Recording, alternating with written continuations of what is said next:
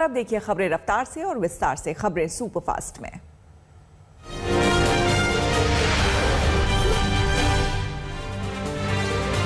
Corona महामारी के दौरान सामने आया ब्लैक फंगस अब केंद्र के लिए बड़ी चिंता बन गया है। केंद्र सरकार ने सभी राज्यों को खत लिखकर ब्लैक फंगस के लिए अलर्ट किया है। साथ ही सभी राज्य सरकारों से इसे महामारी एक्ट के तहत नोटेबल डिजीज घोषित करने को कहा है। यानी राज्यों को ब्लैक फंगस के केस, मौतों, इलाज और दवाओं का हिसाब रखना होगा। राजस्थान, हरियाणा, तेलंगाना और तमिलनाडु इस ब्लैक फंगस को पहले ही महामारी घोषित कर चुके हैं, जबकि अब पंजाब ने भी ब्लैक फंगस के महामारी होने का ऐलान किया है।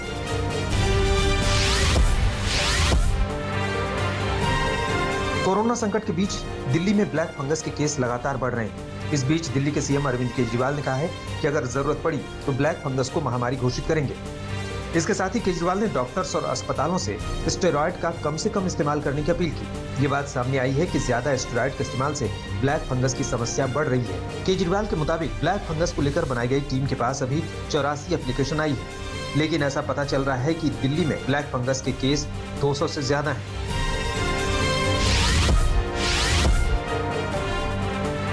देश में अब तक ब्लैक फंगस के सबसे ज्यादा केस महाराष्ट्र में सामने आए हैं, जहां मरीजों की संख्या 2000 के पार पहुंच गई है। वहीं गुजरात में ब्लैक फंगस के केस 900 के करीब हैं। राजस्थान में ब्लैक फंगस के केस बेहद तेजी से बढ़ रहे हैं। प्रदेश में अब तक ब्लैक फंगस के 700 से ज्यादा मरीज मिल चुके हैं। राजस्थान सरकार पहले ही ब्लैक फंगस को महामारी घोषित कर चुकी है, जिसके तहत ब्लैक फंगस के केस, मौतों और दवा का हिसाब रखना जरूरी होगा।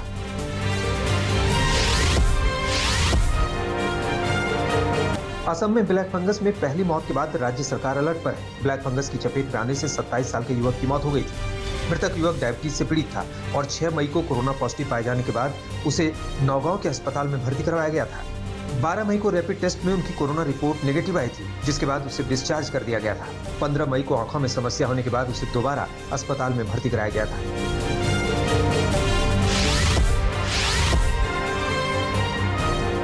स्वास्थ्य मंत्रालय के ज्वाइंट सेक्रेटरी लव अग्रवाल ने राज्यों से कहा है कि ब्लैक फंगस इन्फेक्शन के केस बहुत ज्यादा बढ़ रहे हैं और इससे कोविड पेशेंट्स की मौतों की संख्या भी बढ़ रही है। हमारे सामने ये एक नई चुनौती है। कई राज्यों के कोरोना मरीजों में म्यूकरमाइकोसिस नाम का फंगल इन्फेक्शन सामने आया है। ये खास तौर पर उन मरीजों में दिखाई दे रहा है जिन्हें स्टेरॉयड थेरेपी दी गई है और जिनका शुगर लेवल अनियंत्रित है।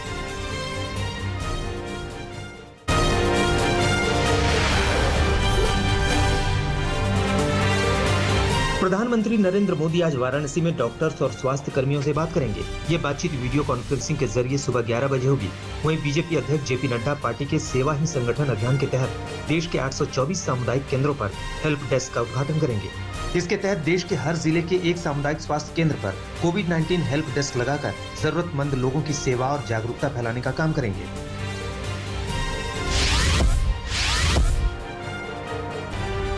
स्वास्थ्य मंत्रालय के मुताबिक पॉजिटिव केस के मामले में लगातार 10 हफ्तों की बढ़ोतरी के बाद पिछले 2 हफ्ते में कमी दर्ज की गई है। पिछले 7 दिनों में नए मरीजों में 3.82% की कमी आई है, जबकि मौत का आंकड़ा 1.07% पर आ गया है। वहीं 7 राज्यों में पॉजिटिविटी रेट 25% से अधिक है, जबकि 22 राज्यों में यह आंकड़ा 15% से अधिक है। देश भर में 3 मई को सक्रिय मामले 17.13% थे, जो 12.1% रह गए हैं। रिकवरी रेट 81.7% से बढ़कर 86.7% हो गई है। पिछले 10 दिनों में सक्रिय मामलों और रिकवर मामलों की तुलना करें तो 10 में से 9 दिनों में रिकवर मामले ज्यादा दर्ज किए गए।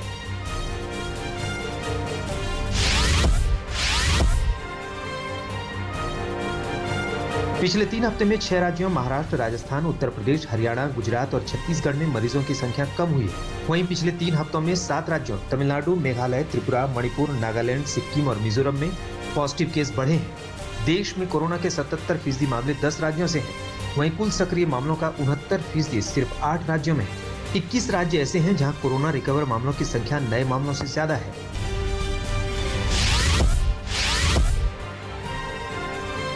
कोरोना संक्रमित व्यक्ति के एरोसोल 10 मीटर की दूरी तक फैल सकते हैं, जबकि ड्रॉपलेट्स 2 मीटर तक जाते हैं। सरकार ने नई एडवाइजरी जारी करते हुए कोरोना से बचाव की गाइडलाइन बताई है।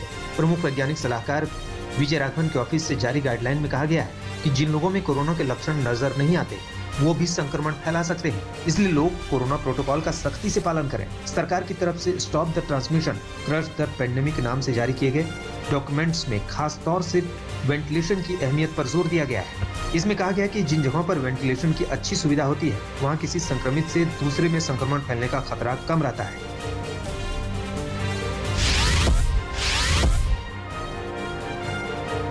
दिल्ली में कोरोना संक्रमितों की संख्या लगातार कम हो रही है। पिछले 24 घंटे में दिल्ली में 3,231 नए केस सामने आए हैं। वहीं 1 अप्रैल के बाद से एक दिन में सबसे कम केस है। 1 अप्रैल को 2,790 मामलों की पुष्टि हुई थी।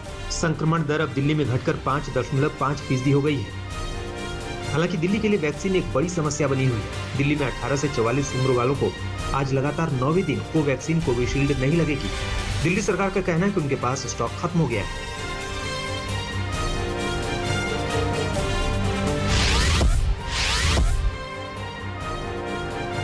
पटना के पारस हॉस्पिटल को बंद करने की मांग सोशल मीडिया पर ट्रेंड कर रहा है। पिछले दिनों कोरोना पीड़ित महिला से छेड़खानी का आरोप हॉस्पिटल पर लगा था। उस महिला की मौत के बाद लोगों का गुस्सा हॉस्पिटल पर है।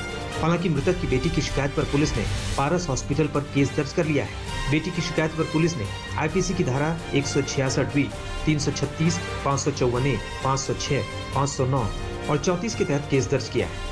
अस्पताल प्रबंधन पर इलाज में लापरवाही, मरीज को गलत दवा देकर मार देने और 3 वार्ड बॉय पर छेड़खानी और बदसलूकी का आरोप लगाया है।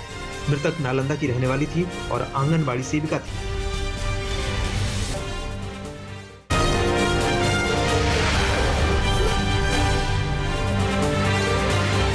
कोरोना की दूसरी लहर के बीच सरकार ने करदाताओं को बड़ी राहत देते हुए इनकम टैक्स रिटर्न दाखिल करने की आखिरी तारीख को 2 महीने के लिए बढ़ा दिया है। करदाता अब अपना आयकर रिटर्न 30 सितंबर तक दाखिल कर पाएंगे। इससे पहले आयकर जमा करने की तारीख 31 जुलाई थी।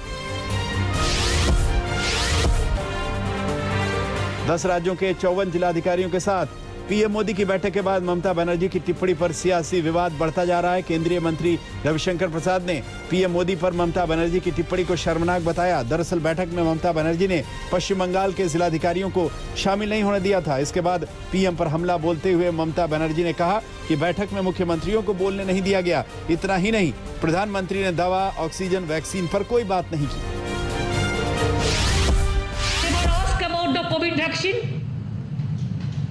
They never ask about the medicine position.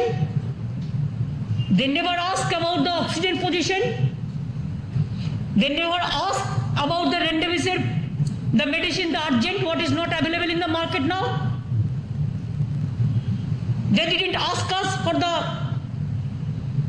black fungus, that new disease.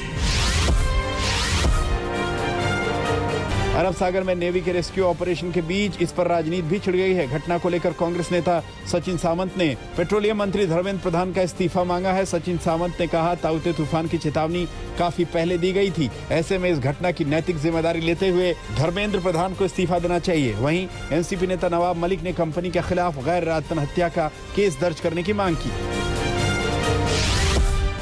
Despite this alert by state and IMD, ONGC has neglected the alert. The 600 workers' lives were in danger. They were not shifted to the safer place. And due to that, one of the barge has been drawn. 37 people lost their life. More than 40 people are still missing. Hundreds of workers were fighting in a rough sea for their lives. The responsibility should be fixed. Uttar Pradesh के CM Yogi Adityanath ने प्रदेश में आंधी तूफान और बारिश के चलते हुए नुकसान के आकलन का निर्देश दिया है। सीएम ने राजस्व विभाग को निर्देश दिया है कि नुकसान का जल्द से जल्द आकलन किया जाए ताकि प्रभावित लोगों को राहत पहुंचाई जा सके।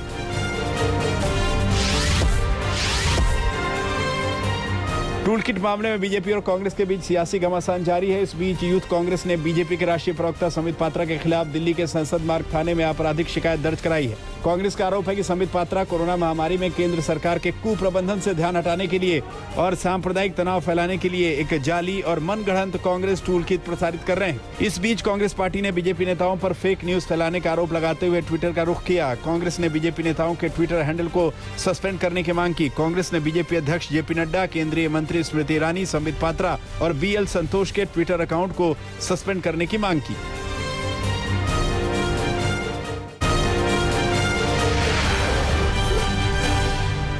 राजस्थान के भरतपुर में बारिश में बह गए बच्चे का शव मिलने से हड़कंप मच गया। मामला गढ़ी बाजना थाना इलाके के गांव सहायपुर का है। ताउते तूफान की वजह से यहां भयानक बारिश और आंधी तूफान आया, जिसकी चपेट में एक 7 साल का बच्चा आ गया। बच्चा पानी में बह गया। बहुत तलाशने के एक दिन बाद बच्चा झाड़ियों में फंसा मिला। जांच करने के बाद मालूम चला कि बच्चे की मौत हो गई है। ताउते तूफान ने चंदौली में भी कहर बरपाया है। यहाँ तेज हवाओं के चलते एक पेड़ गिरा और उसकी चपेट में पिता पुत्र आ गए। दोनों की मौके पर मौत हो गई। चकिया थाना क्षेत्र के सिकंदरपुर के पास ये हादसा उस वक्त हुआ जब चंदौली के अलीपुर थाना क्षेत्र के साई गांव के रहने वाले पिता पुत्र बाइक से अपनी रिश्तेदारी में एक मांगलिक कार्यक्रम में शामिल होने के लिए रघुनाथपुर गाँव जा रहे थे। पुलिस ने दोनों शवों को पोस्टमार्टम के लिए भेज दिया। बिहार के समस्तीपुर में एक शख्स के साथ अमानवीयता का वीडियो सामने आया है। मामला समस्तीपुर के बिथान थाना क्षेत्र का है। तस्वीरें देखिए। यहाँ एक शख्स को पेड़ से बांधकर इसका मुंडन किया जा रहा है और उसके सिर पर चूना लगाया जा रहा है। आरोप है कि यह शख्स एक शादीशुदा महिला से प्रेम करता था और उसे उसके घर से भगाकर ले जा रहा था, मगर रास्ते में लोगों ने उसे पकड़ लिया और उसकी ऐसी दुर्गति कर दी। बिहार के बेगूसराय में बीच सड़क पर महिला पुलिसकर्मियों और एक लड़की के साथ हाथापाई की तस्वीरें सामने आई हैं। दरअसल ये लड़की लॉकडाउन के बावजूद बाहर निकली तो महिला पुलिसकर्मियों ने इसे पकड़ लिया, मगर ये पुलिसकर्मियों के साथ जाने को तैयार नहीं थी। लड़की ने विरोध किया तो महिला पुलिसकर्मी ने इसे पीटना शुरू कर दिया। महिला पुलिसकर्मी ने डंडे चलाए तो लड़की ने बचाव के लिए पत्थर उठा लिया। फिर दोनों के बीच सड़क पर युद्ध छिड़ गया। हालांकि लोगों ने इसका वीडियो बनाना शुरू किया तो पुलिसकर्मियों ने लड़की को छोड़ दिया।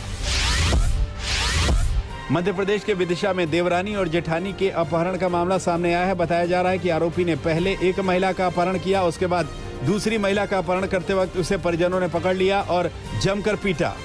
पुलिस पूरे मामले की तफ्तीश में जुट गई है।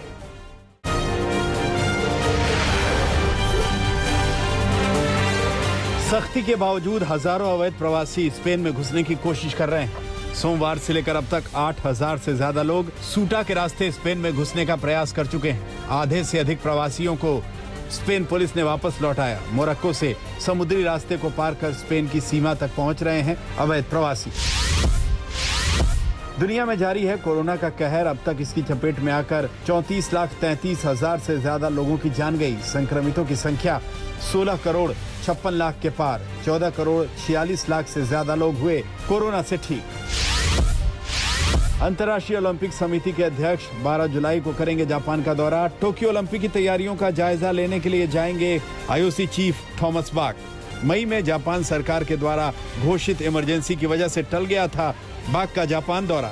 23 जुलाई से सुरक्षित ओलंपिक खेलों का आयोजन करना चाहता है आईओसी।